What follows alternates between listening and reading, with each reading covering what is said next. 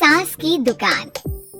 लक्ष्मी जी की दो बहुएं थी, सुमन और राधिका, और दो बेटे, अजय और सुशील। लेकिन लक्ष्मी जी के बहू बेटे उनको अपने साथ रखने को तैयार नहीं थे। बहुओं के तेज स्वभाव के चलते लक्ष्मी जी को अपना ही घर छोड़कर एक किराए की कोठरी में रहना पड़ रहा था। कुछ दिनों से उनके बेटों ने उन्हें पैसे देना भी बंद कर दिया था। ऐसी स्थिति में लक्ष्मी जी ने अपनी जमा पूंजी से एक छोटी सी दुकान खोली। एक दिन शाम के वक्त, अजय सुनते हो, तुम्हारी माँ ने दुकान खोली है। दुकान अब इस उम्र में दुकान पर बैठेगी वो। अब क्या किया जा सकता है, माँ की तो बुद्धि सठिया गई है। मोहल्ले में मजाक बनाएंगे सब हमारा। अरे जेठ जी, इसमें परेशानी क्या है अगर सासू माँ ने दुकान खोली है? हाँ, राधिका ठीक तो कह रही है, अपनी दुकान पर बैठी रहेगी, कम से कम हमें परेशान तो नहीं करेंगी। हाँ, वैसे बात तो ठीक है। खुद के दो पैसे कमाएंगी तो कभी कभार हमें जो खर्चा देना पड़ता है ना, वो भी देने से बच जाएंगे हम लोग। फिर किस बात की परेशानी, खोलने दो माँ को दुकान, हमें क्या। वैसे भी अपनी कोठरी में चुपचाप रह रही है ना, चाहे दुकान खोले या मॉल बनाए, हमें उससे क्या लेना देना। अगले दिन सुमन अपनी सास की दुकान पर पहुंचती है। सासू माँ, आपकी दुकान में शक्कर है क्या? शक्कर जरा 1 किलो दे दीजिएगा। हाँ हाँ बहू, है ना, लो बेटा, 1 किलो क्यों, 2 किलो ले जाओ। सोच लो सासू माँ, घाटा हो जाएगा आपको, पैसे नहीं देने वाली मैं। देखो सुमन, ये मेरी दुकान है और यहाँ पर जो भी कोई सामान खरीदने आता है उसे पैसे तो देने ही पड़ते हैं। अरे सासू माँ, ऐसा क्यों करी आप? अरे देखो ना, घर पर आपका बेटा और पोते पोती दूध में शक्कर डालने के लिए कब से इंतजार कर रहे हैं, जरा उनके बारे में तो सोचिए। अरे ऐसी बात है क्या? अब मुझे नहीं पता था। बहू एक काम करो, वैसे भी पहली बार आई हो ना, ये शक्कर तुम ऐसे ही ले जाओ, पैसे देने की जरूरत नहीं है। अगले दिन राधिका भी अपनी सास की दुकान पर पहुंचती है। प्रणाम सासू माँ, कैसी चल रही है आपकी दुकान?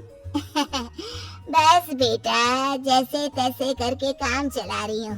तुम बताओ, घर में सब राजी खुशी है ना? हाँ हाँ मम्मी जी, सब कुछ ठीक ठाक है।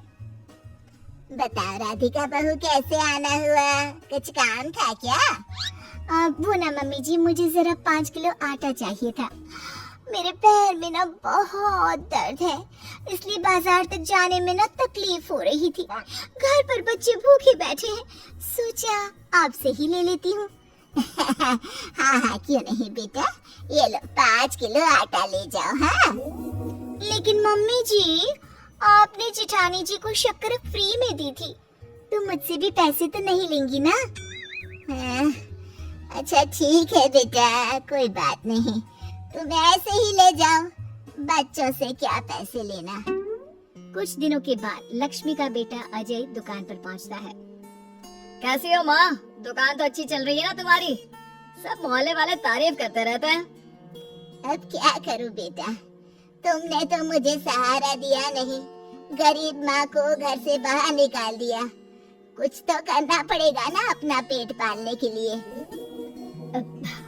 वो माँ ना बहुओं की बहुत चिक चिक रहती थी, अब देखो कितनी अच्छी जिंदगी है तुम्हारी, खुद कमाती हो, खुद खर्च करती हो, इससे अच्छी भला कोई जिंदगी हो सकती है क्या? हाँ बेटा, दिल को बहलाने के लिए तुम्हारी ये बात भी सही है, लेकिन कोई बात नहीं बेटा, मैं खुश हूँ।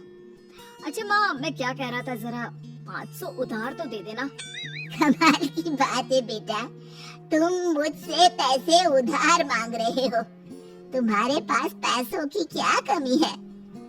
अरे माँ, इस महीने की तनख्वाह नहीं आई और आप तो अपनी बहू को जानती है ना, उसे शॉपिंग करनी है, जल्दी वापस लौटा दूंगा माँ। ठीक है बेटा, ये लो 500 रुपए, लेकिन देखो कुछ दिनों में वापस दे देना, मुझे अपनी दुकान के लिए माल भी तो खरीदना है। हाँ हाँ ठीक है माँ, जल्दी पैसे लौटा दूंगा। बहुत दिनों तक अजय अपनी माँ लक्ष्मी के पैसे वापस नहीं देता। और सुमन और राधिका बार बार किसी न किसी बहाने से अपनी सास लक्ष्मी की दुकान से बिना पैसे दिए खूब सारा सामान ले आती है, जिसकी वजह से लक्ष्मी को अपनी दुकान में बहुत घाटा होता है।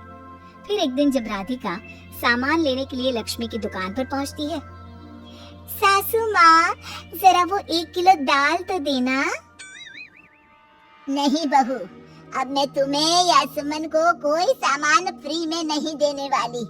तुम लोगों ने कभी कोई मदद नहीं की मेरी, उल्टा मेरी दुकान से फ्री का सामान ले जाकर मुझे मुश्किल में डाल दिया है।